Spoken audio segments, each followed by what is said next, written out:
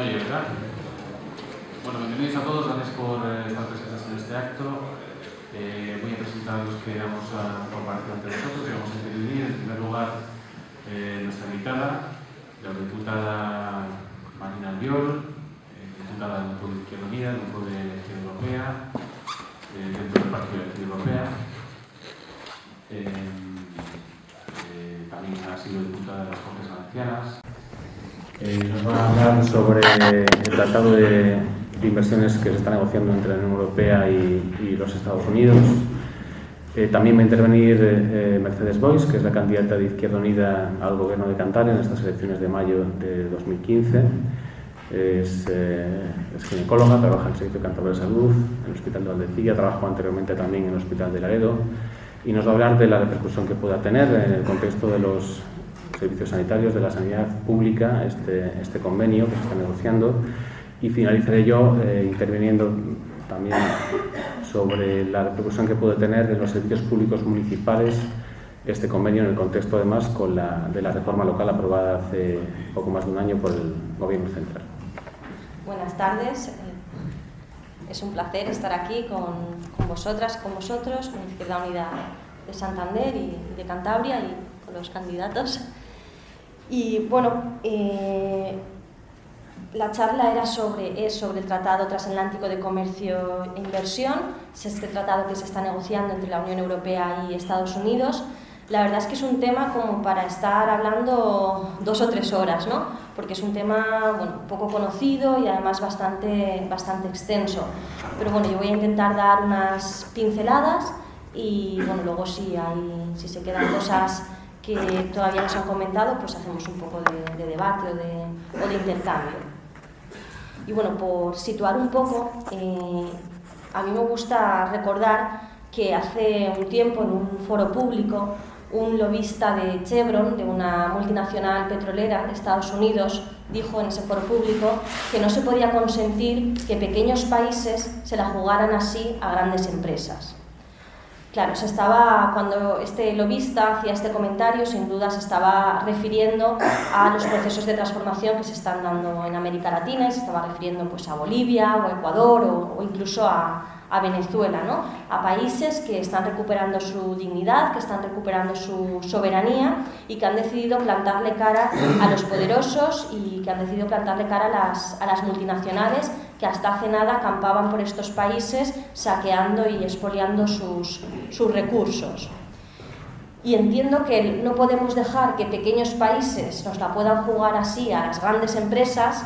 Debe ser lo que ahora mismo algunos deben estar pensando después de la victoria de Syriza en Grecia.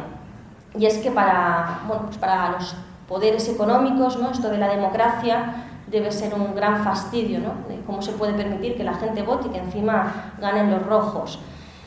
Claro, la solución que se les ocurre a los poderes económicos es imponer una serie de mecanismos para que, aunque la izquierda gane en las urnas, no puedan aplicar sus políticas de izquierdas. Y ahí es donde puede entrar, ¿no? Este tratado de libre comercio, este tratado de comercio e inversión Unión Europea-Estados Unidos. Se trata de dejarlo todo atado, y bien atado, todo atado por arriba, para que gane quien gane, las políticas que se apliquen sean las que les benefician a estas multinacionales. Y de hecho, si nos vamos al mandato de la Unión Europea dice que el objetivo del tratado, y leo literalmente, proporcionar el mayor nivel posible de protección jurídica y de garantía para los inversores europeos en los Estados Unidos y recíprocamente. Es decir, que les debe permitir a las empresas privadas denunciar a las legislaciones y reglamentaciones cuando consideren que representan obstáculos para la competencia, para el acceso a los mercados o para la inversión. Es decir, ya sin ningún tipo de complejo, lo están dejando muy claro. El objetivo del tratado es protección jurídica para las empresas privadas. Es decir, este tratado se hace para que no haya absolutamente nada que pueda entorpecer que estas grandes empresas campen a sus anchas. Pero claro, no nos pueden decir esto así tan directamente, o no nos pueden decir solo esto, ¿no? Y de hecho ahora lo que hay es una campaña para intentar vendernos las bondades de este tratado, ¿no? Y de hecho el presidente Obama de los Estados Unidos, cuando se iniciaron las negociaciones, hizo un discurso en el que hablaba de que con este tratado iban a aumentar las exportaciones en miles de millones de dólares, que se iban a crear cientos de miles de puestos de trabajo en Estados Unidos y en Europa y que se iba a estimular el crecimiento económico. También nos presentan estudios en los que hablan de que se van a crear 400.000 puestos de trabajo anuales, de que el crecimiento va a ser del 1% anual en la Unión Europea. Claro, luego cuando rascamos un poco, ¿no?, qué hay detrás de estos estudios, nos damos cuenta que, por ejemplo, el estudio concretamente que dice de los 400.000 puestos de trabajo anuales es un estudio hecho por el Center for Economic Policy Research, que y ha sido financiado por el Deutsche Bank, por el Banco Santander, por Citigroup, es decir, por grandes bancos, ¿no? En cambio, si vemos otros estudios, nos damos cuenta que se está hablando de que el tratado puede suponer la pérdida de 600.000 puestos en la Unión Europea. Pero bueno, yo creo que más que comparar estudios, ¿no?, que se puedan estar haciendo por distintas universidades, yo creo que lo mejor es compararlo con otros tratados que ya se han puesto, tratados de libre comercio, que ya se aprobaron en su momento y que ya están funcionando, ¿no? Por ejemplo, tenemos el NAFTA, el Tratado Estados Unidos-México. Cuando se estaba negociando, les prometieron que se iban a crear 20 millones de puestos de trabajo. El resultado fue que se perdieron 1 millón de puestos de trabajo en Estados Unidos, que 2 millones de campesinos y campesinas mexicanas se empobrecieron y que 28.000 pequeños comercios tuvieron que cerrar. Por tanto, yo creo que es una buena comparación, ¿no?, de qué ha pasado cuando se han firmado este tipo de tratados. Yo creo que es importante el tema del empleo, porque hay que tener en cuenta que vamos a firmar, si no lo impedimos, se va a firmar un tratado con Estados Unidos, y hay que tener en cuenta que Estados Unidos no ha firmado muchos de los convenios de la Organización Internacional del Trabajo, y por tanto podemos estar hablando de que nuestros derechos laborales, que ya nos los están recordando bastante, pues podrían estar en peligro, ¿no? A mí me gusta, cuando hablo del TTIP, haceros una recomendación, y es que entréis en la web de la Comisión Europea. Hay un apartado que pone preguntas frecuentes sobre el TTIP, ¿no? Y ellos mismos se hacen unas preguntas y ellos mismos se responden. Y bueno, la manipulación llega hasta tal punto, ¿no?, que en una de las preguntas que ellos se hacen, dice que ¿qué beneficios nos puede traer para los europeos este tratado, ¿no? Y ellos se responden y nos dicen que la economía de la Unión Europea podría obtener unos beneficios de aproximadamente 119.000 millones de euros al año, lo que equivale a 545 euros extra por hogar en la Unión Europea. Es decir, que tienen hasta la cara dura de decir que son 545 por hogar, como si prácticamente se fuera a repartir los beneficios entre las familias europeas, cuando lo que sí que sabemos es que si hay beneficios por este tratado, los beneficios van a ser para determinadas empresas de determinados sectores, ¿no? De hecho, se está hablando de que para el sector del automóvil van a tener unos beneficios, si se firma el tratado, estas empresas de 12.000 millones de euros al año, porque bajarán los estándares medioambientales, bajarán los estándares de seguridad, bajarán los estándares técnicos.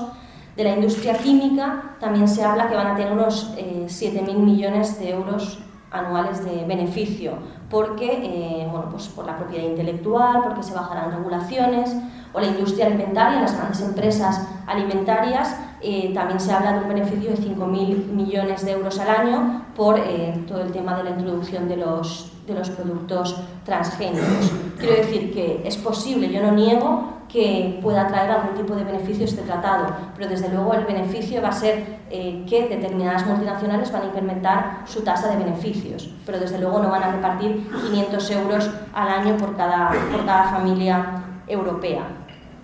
Este tratado sin duda es un tratado que ha sido diseñado para ellos, para los de arriba y por ellos. Y de hecho se está negociando prácticamente en secreto, tan en secreto que ni siquiera las que estamos de diputadas en el Parlamento Europeo, tenemos acceso a toda la documentación.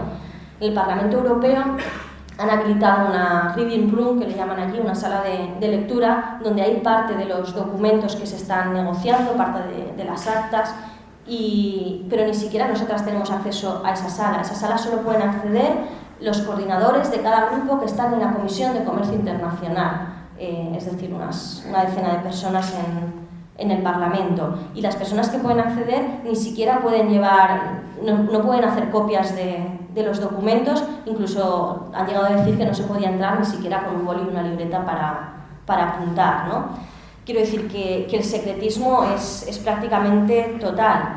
Y de hecho el jefe de los negociadores de la Unión Europea, el señor Ignacio García Bercero, al principio de las negociaciones le envió una carta a su homólogo estadounidense para asegurarle que los documentos de la negociación estarían clasificados durante 30 años. Es decir, que a lo mejor de aquí 30 años pues nos enteramos de lo que han estado negociando.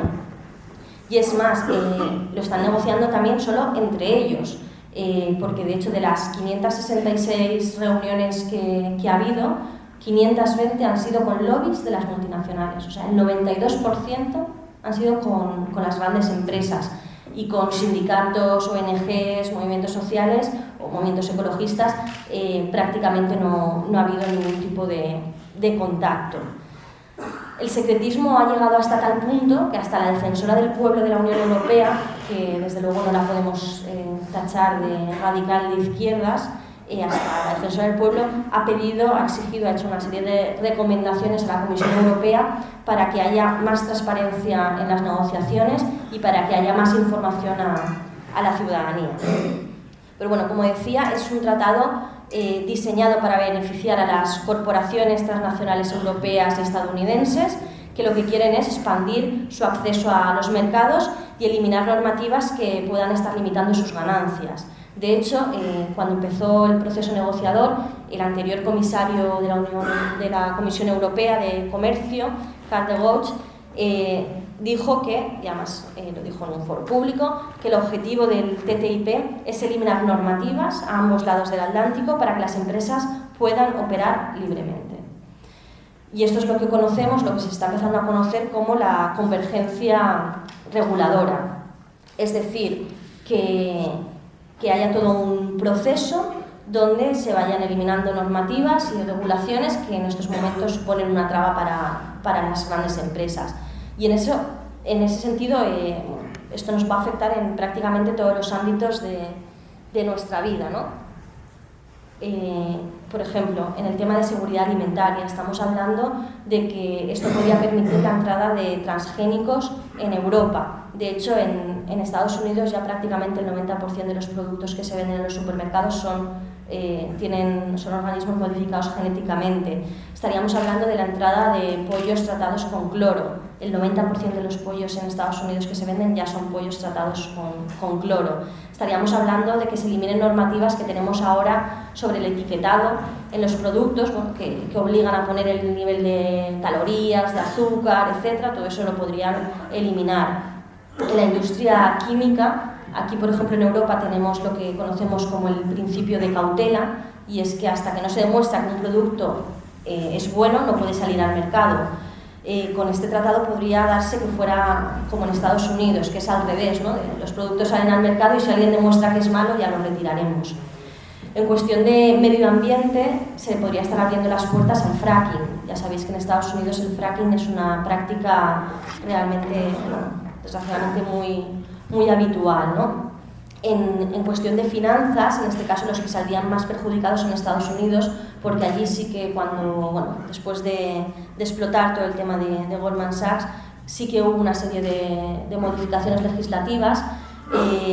Con este tratado, todas esas modificaciones legislativas también caerían, ¿no? Estamos hablando de determinados programas que tienen en América, en Estados Unidos, para potenciar la compra de productos locales, el Buy America que llaman. Todo eso también se eliminaría porque las empresas europeas también quieren comerciar en Estados Unidos, ¿no? Estaríamos hablando que afectaría también a la propiedad intelectual para reforzar las patentes, con todo lo que supone eso para el acceso a los medicamentos. Habría graves consecuencias también para el sector agrario, incluso para los servicios públicos, que sabemos que en estos momentos bueno, pues la sanidad, la educación o el bienestar social son un mercado muy suculento para estas empresas, ¿no? De todas maneras, yo aquí quiero hacer un paréntesis, ¿no? Porque a veces bueno, parece que intentemos oponernos a este tratado diciendo que esto es un Estados Unidos contra Europa, ¿no? Van a venir aquí las empresas estadounidenses a arrasar con Europa, quieren que Europa se convierta en Estados Unidos y realmente desde nuestro punto de vista no lo entendemos así. Esto no es un Estados Unidos contra Europa, esto es las multinacionales de Estados Unidos y las multinacionales de Europa contra la clase trabajadora de Estados Unidos y contra la clase trabajadora de Europa. Que no nos intenten vender que esto es un enfrentamiento territorial. Esto no es un enfrentamiento territorial, esto es lucha de clases y se da tanto en Estados Unidos como en Europa. Esto es un ataque a la democracia y a la soberanía popular en las dos partes del Atlántico, porque también los trabajadores y trabajadoras de Europa van a verse perjudicados por este tratado, no solo nosotros aquí, también ellos.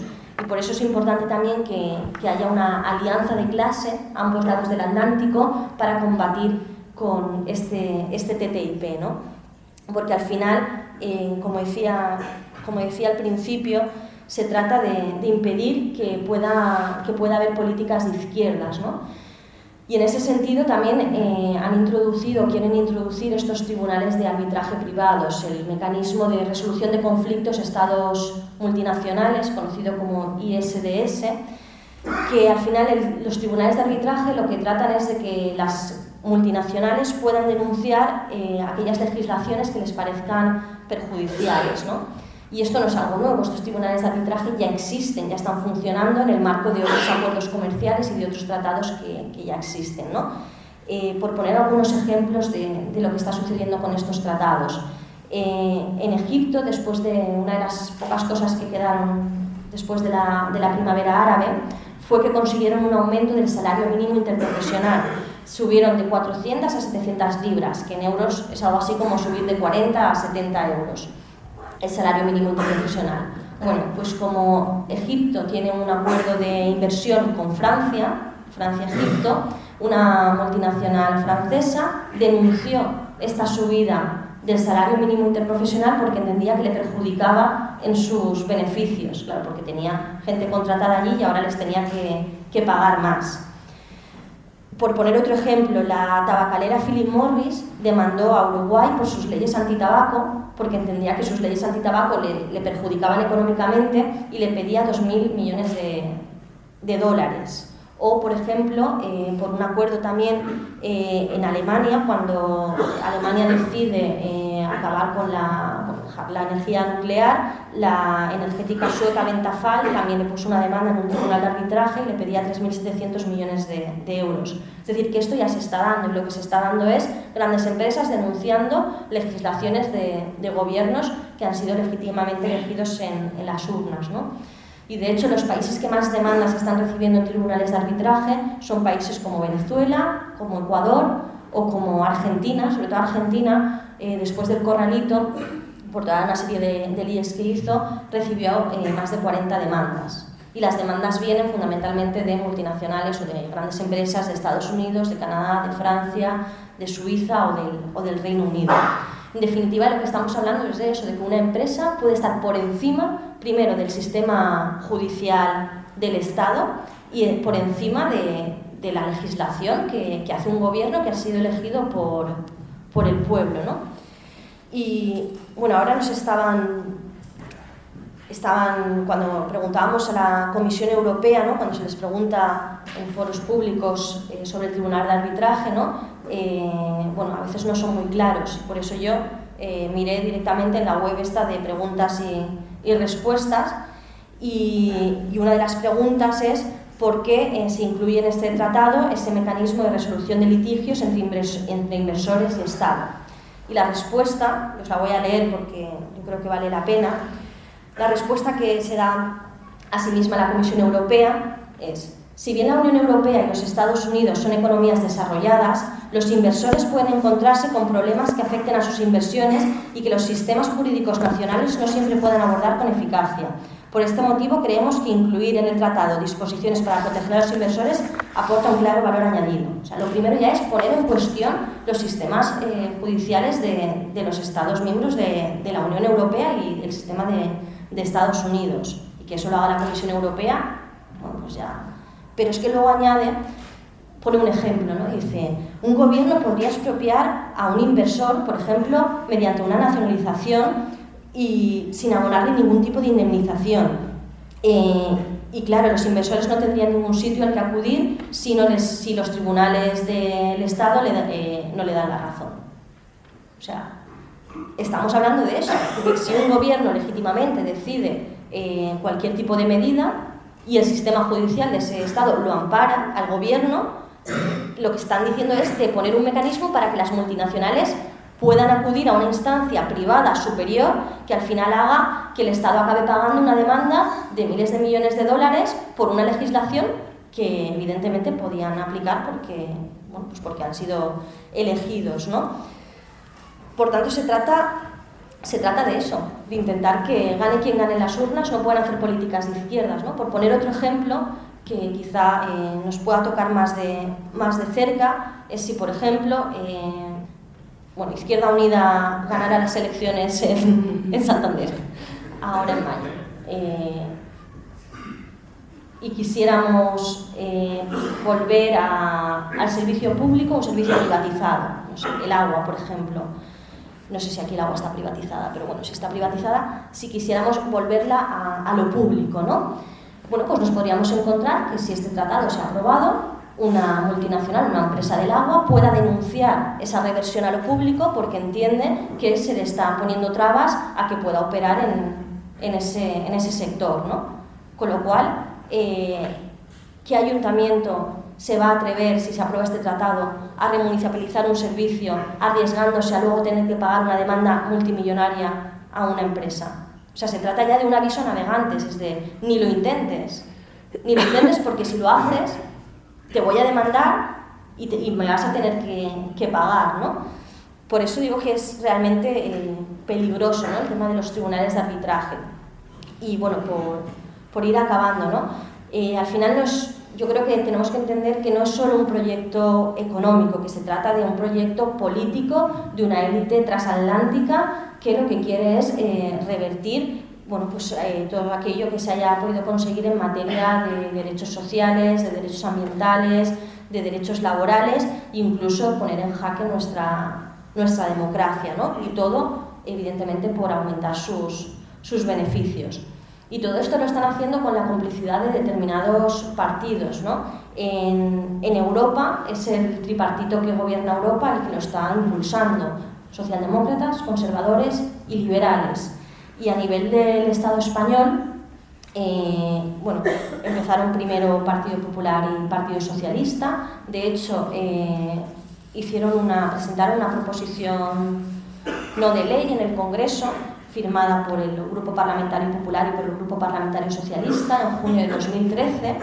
Era una proposición no de ley relativa al Consejo Europeo de junio de 2013, ¿no?, con una serie de peticiones para ese Consejo Europeo, y uno de los puntos, el punto 6 de la proposición no de ley, pedía apoyar un rápido comienzo de las negociaciones de un acuerdo de libre comercio entre los Estados Unidos de América y la Unión Europea, ambicioso y mutuamente beneficioso. Es decir, que estaban impulsando Partido Popular y Partido Socialista este tratado.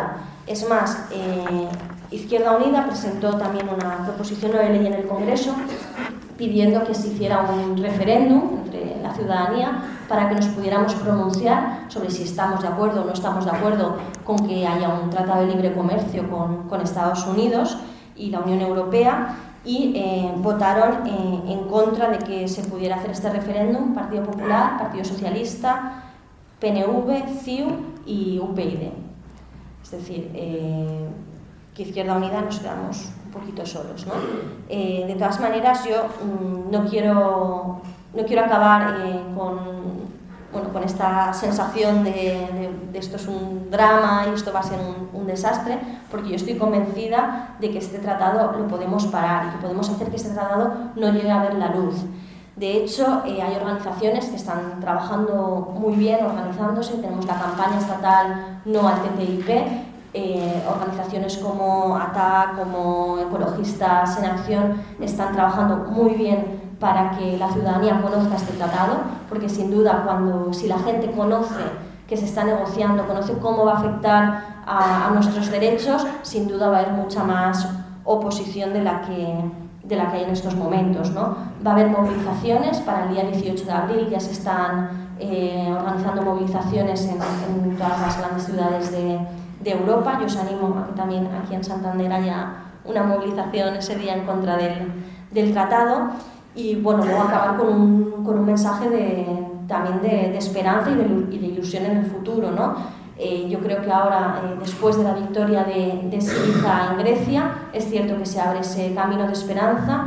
Sin duda es un camino de esperanza para el pueblo griego, que después de haber estado sufriendo muchos años de pobreza, de paro y de recortes, por fin empiezan a ver un poco la luz, ¿no? Pero no solo para el pueblo griego, porque yo entiendo que este también es el principio de un nuevo marco de relaciones en la Unión Europea, y estoy convencida que este viento que ahora sopla de Grecia nos tiene que contagiar a todos y a todas, y tenemos que hacer para que esos procesos de cambio se empiecen a dar también a nivel europeo.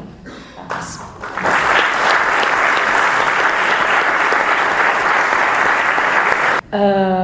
Voy a intentar situar un poco cómo afectaría o cómo va a afectar el Tratado de Libre Comercio en la sanidad.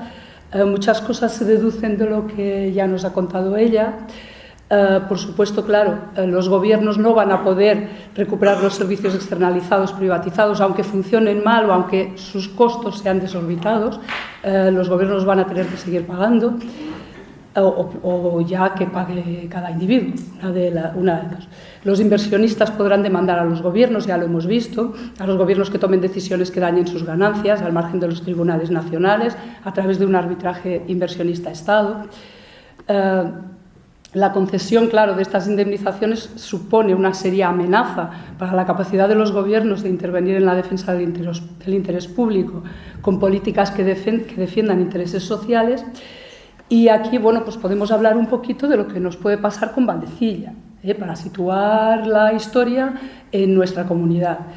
Como todos sabéis, el Gobierno del Partido Popular, cuando accedió al poder, paralizó las obras, no aceptó un modificado de la Unión Temporal de Empresas, que en ese momento estaba construyendo la obra, y paralizó las obras durante 2 años, que el hospital podría estar terminado en estos momentos, y además a un precio mucho más bajo.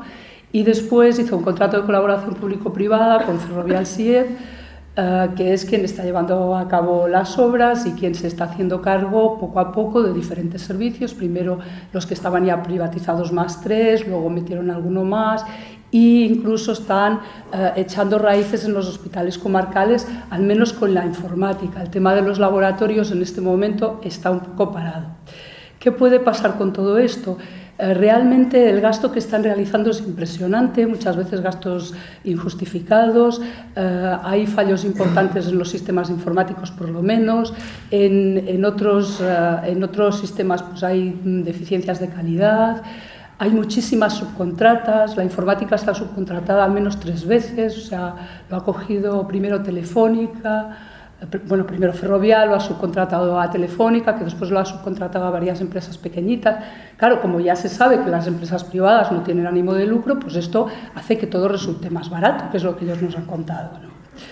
Entonces, ¿qué pasa? Que si Izquierda Unida gana las elecciones, sigamos con el símil, no se va a poder recuperar. Es que además no solo piensan en que se les tenga que pagar una multa, sino que se cifra esa multa en el concepto del lucro cesante, es decir, no le tenemos que pagar lo que han gastado, sino lo que no van a poder ganar, lo cual es francamente inabordable para cualquier partido político, para cualquier gobierno y para cualquier Estado.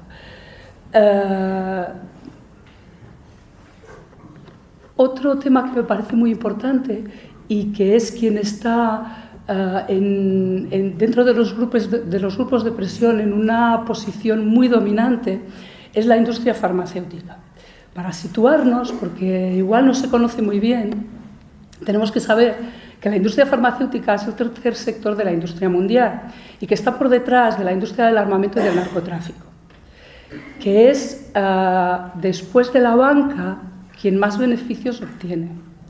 Que en Estados Unidos tiene unos beneficios 4 veces más elevados que los demás sectores industriales.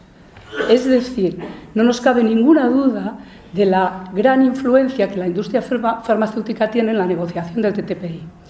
El lobby de la industria farmacéutica es uno de los más poderosos del mundo. Siempre nos han contado sobre el tema de las patentes y demás que, claro, la industria farmacéutica son muy buenos y nos fabrican las medicinas, investigan mucho, y claro, eso les sale muy caro y entonces ellos necesitan protección para que lo que ellos inventan esté muy protegido muchos años, lo puedan vender a un precio muy caro, para que recuperen su inversión y no pierdan dinero. Es una pena que no pueda mostraros la presentación porque tengo aquí los 10 laboratorios más importantes del mundo en este momento y todos, excepto uno, por muy poca diferencia, gastan mucho más dinero en publicidad que en investigación. ¿Vale? Siento mucho que no podáis ver el dato, pero la verdad es que es muy importante. Entonces, bueno, ¿qué pretende la industria farmacéutica en esa historia? Pues la industria farmacéutica ha hecho 5 propuestas que, bueno, lo titula el autor de ese artículo, las 5 propuestas más preocupantes de la lista de deseos de la industria farmacéutica. La lista de deseos que le expresa a los que están negociando el Tratado de Libre Comercio.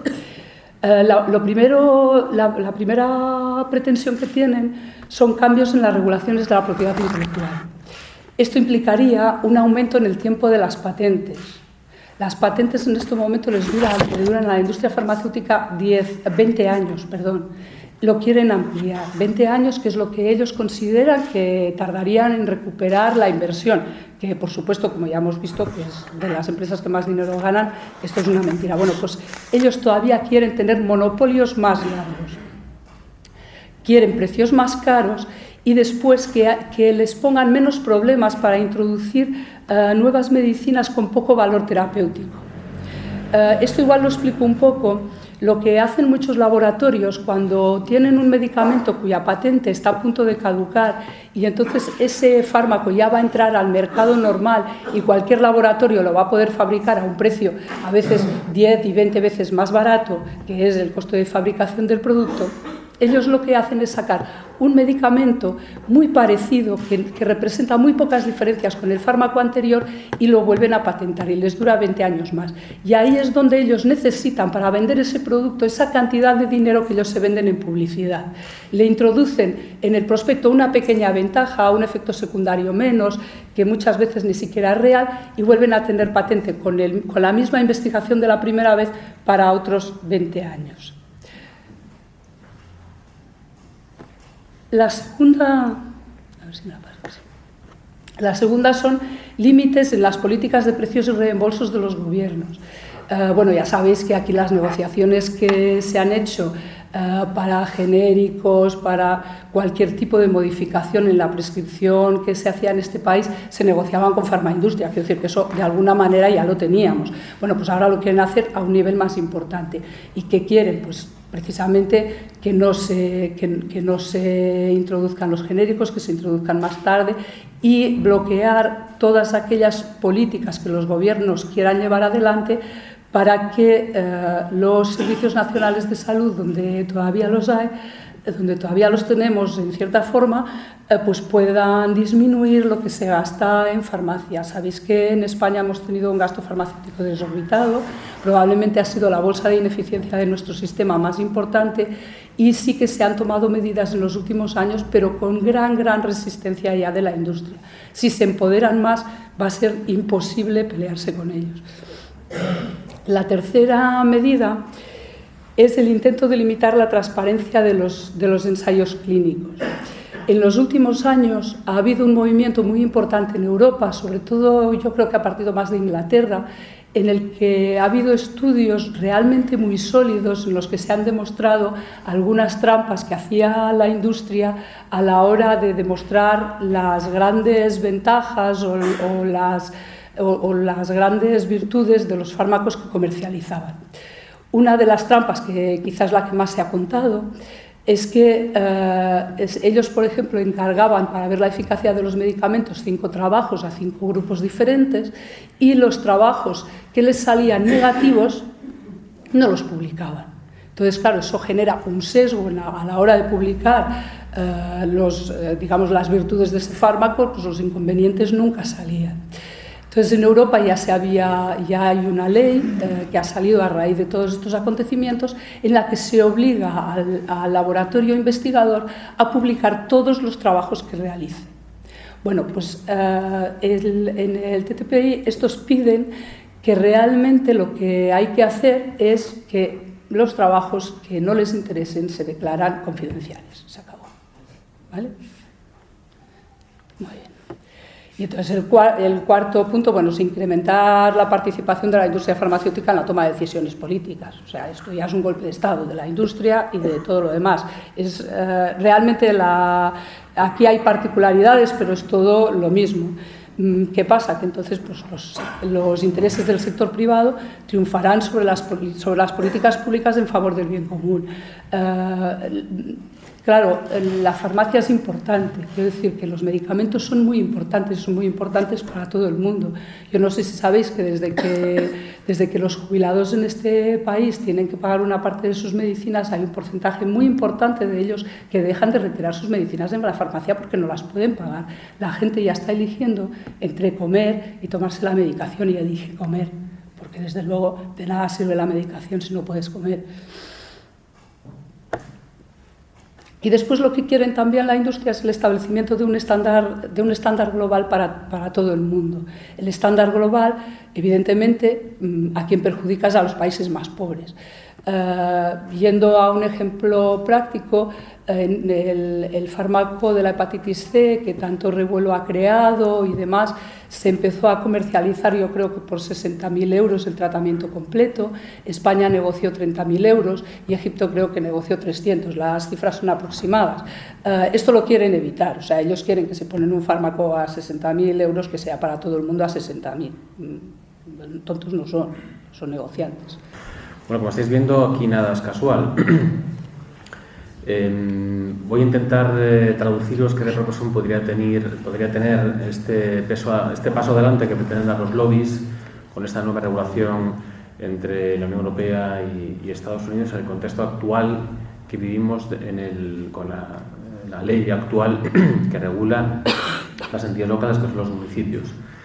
Como sabéis, los municipios tienen autonomía consagrada por la Constitución española, una norma que en virtud de este tratado podría quedar como papel mojado en muchos de sus aspectos. Sabemos que hay muchos que no se cumplen y no sirven absolutamente para nada, son meros enunciados, algunos de los artículos que constan en la Constitución, pero algunas de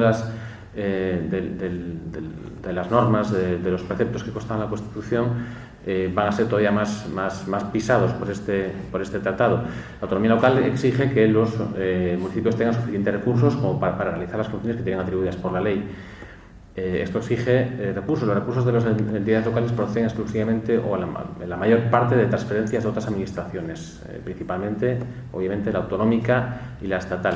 Hace un año, y en cumplimiento de los principios de austeridad que se exigían por parte de nuestros acreedores, los que nos prestaron dinero, en el 2012, ese préstamo en excelentes condiciones que todos recordaréis, que ha sido llamado rescate también en otras ocasiones, había una parte de la administración que era la parte más débil, que era la administración local, como no tiene recursos propios y es muy poco dependiente, es muy dependiente en materia de ingresos, era la que era más fácil de meter mano.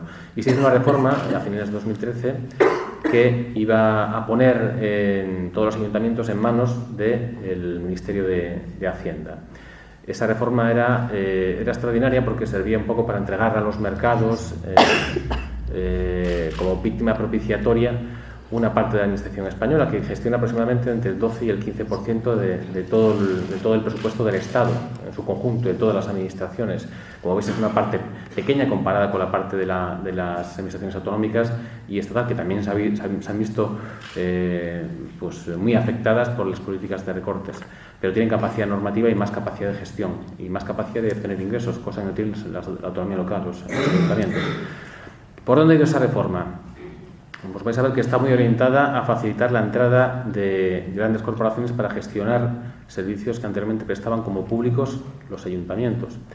Es una reforma que, en primer lugar, penaliza a los pequeños ayuntamientos. Todos sabemos que la deuda, pues la deuda de las entidades locales procede de las mayores ciudades, especialmente Madrid, Barcelona, Valencia, Vigo, otras tantas, pero principalmente, en este caso, sobre todo Madrid, no los ayuntamientos pequeños. Los que pierden más competencias y más capacidad de gestión son los ayuntamientos de menos de 20.000 habitantes. Se reducen las competencias y todas las competencias que tienen los ayuntamientos, tanto las que tienen actualmente como las futuras que puedan llegar a desarrollar o asumir, están condicionadas a una previsión o una memoria que debe ser autorizada por el Ministerio de Hacienda del Estado, que debe utilizarla en función de una previsión de ingresos. Esto es, elimina por completo la capacidad de endeudamiento de la administración pública. Lo que hace es entregar esos servicios públicos, en realidad, a grupos transnacionales, empresas privadas que puedan prestar esos servicios públicos y que sí tienen capacidad de endeudarse y pueden obtener muy fácilmente crédito en mejores condiciones. De hecho, la administración local no tiene capacidad de endeudarse, lo tiene prohibido prácticamente, solamente a través de un fondo de compensación, un fondo en el que entra el Estado, que gestiona el Estado. Esto significa que las entidades locales se ponen bajo la tutela financiera del Estado. Y también significa, como os he dicho, que servicios públicos que se prestaban a través de la administración local, que eran denominados impropios porque no estaban incluidos dentro de las competencias taxativamente incluidas como tal en la ley de régimen local, en el artículo 25-26, donde habla de las competencias que tienen los ayuntamientos. Esas competencias, la mayor parte de las cuales tienen que ver con servicios sociales, recordadlo, se eliminan y no se pueden prestar, y solamente a los municipios de más de 20.000 habitantes les permiten cierta capacidad de coordinación dentro de esas políticas. Esto, además, es un conflicto con las comunidades autónomas, porque las comunidades autónomas, aunque la legislación del Estado es básica en materia de autonomía local, tienen también capacidad de regular todo lo que no sea básico de las entidades locales. Muchas comunidades, de hecho, han hecho leyes para regular aspectos de la vida municipal que no está incluida en la ley estatal y que son atacadas por esta reforma local. Entonces nos encontramos con que el caldo de cultivo para que las grandes transnacionales entren a pujar por esos servicios públicos que ya no van a poder prestar las entidades locales es perfecto para que se aplique este Tratado de Libre Comercio. Y además en el contexto que hemos dicho anteriormente, y es que desaparece, y esto es algo que para alguien que sabe algo de derecho es algo chocante, desaparece el principio de interintegración de los conflictos que tiene cualquier Estado, que es parte de la soberanía popular. Esto es, que el Estado regula la forma a través de la cual tanto los particulares entre sí como las empresas entre sí, o los particulares y empresas con la administración, van a solucionar sus conflictos, que es a través de uno de los poderes del Estado, que es el Poder Judicial, un poder que el Estado garantiza su independencia y que se rige en función de las normas que han sido aprobados en el Parlamento en virtud de la soberanía popular por aquellos legisladores a los que hemos designado. Esto desaparece por completo, dado que no solamente las grandes transnacionales van a poder exigir a estos tribunales arbitrales en las cuales están metidos los lobbies. De hecho, los árbitros son abogados de enormes firmas, que son realmente 3, 4, 5, 6, 8, 10 firmas jurídicas de enorme peso. Son los que componen los tribunales de arbitraje internacionales que velan por el cumplimiento de estos tratados internacionales sobre los que os estamos hablando. Esas transnacionales van a poder acudir a estos tribunales arbitrales para exigir tanto que no se regule, que el Estado, dentro de su soberanía popular, no legisle para limitar el acceso de entidades privadas a esos servicios públicos por considerarlos estratégicos, por considerar que son esenciales para prestar servicios de calidad a toda la población, no solamente a la demanda solvente que puedan atender, estamos hablando de sanidad, educación, servicios sociales, etcétera, como también para poder reclamar el lucro cesante, es un tema que hemos mencionado anteriormente, que puedan haber perdido en el caso de que realmente se lleven a cabo esas medidas de regulación por parte de las administraciones y no puedan desarrollar su actividad empresarial, las transnacionales, en ese campo geográfico concreto, en ese estado. Es algo realmente espeluznante pensar que están por encima de nuestra legislación, incluso de la legislación europea, que tienen tribunales también con capacidad de control de las normas que dictamos nosotros como administración, esos tribunales de arbitraje van a estar por encima de estos tribunales, de este poder judicial que está dentro, digamos, de la soberanía popular. Además de eso, hay que tener en cuenta varias cosas. Los tratados, este tratado se está negociando, pero los tratados que conocemos anteriores son tratados que establecen cláusulas de exclusión. Se utiliza una lista negativa, no se dice sobre qué materias pueden prestar servicios estas transnacionales, sino que se establece una lista sobre la cual no pueden prestar. Y es una lista que se hace de forma bastante vaga. Hay varios tratados, hay muchos tratados bilaterales, algunos son tratados geográficamente más extensos, en los cuales se establecen listas en las que se habla de aquellas competencias que son exclusivas, que dimanan, digamos, del poder del Estado, que no pueden ser prestadas por otros operadores económicos. Esto significa que si el Estado compite en esa materia, hay una competencia entre el Estado y otra transnacional que puede prestar ese servicio, inmediatamente decaería la competencia del Estado para prestar ese servicio. Obviamente, en materia sanitaria, de educación, en un Estado que existe un mínimo nivel de bienestar social como es en España, no podría competir con ellos y tendría que evitar cualquier tipo de medida regulatoria que impidiera esa competencia entre las transnacionales, entre el gran capital, entre el capital en definitiva, y el Estado prestando servicios. Bueno, con esta última reflexión yo creo que lo mejor es dar pie al debate para que nos hagáis alguna pregunta y poder hacer un debate lo mejor posible. Nos queda media hora. Si queréis hacer alguna pregunta o alguna valoración.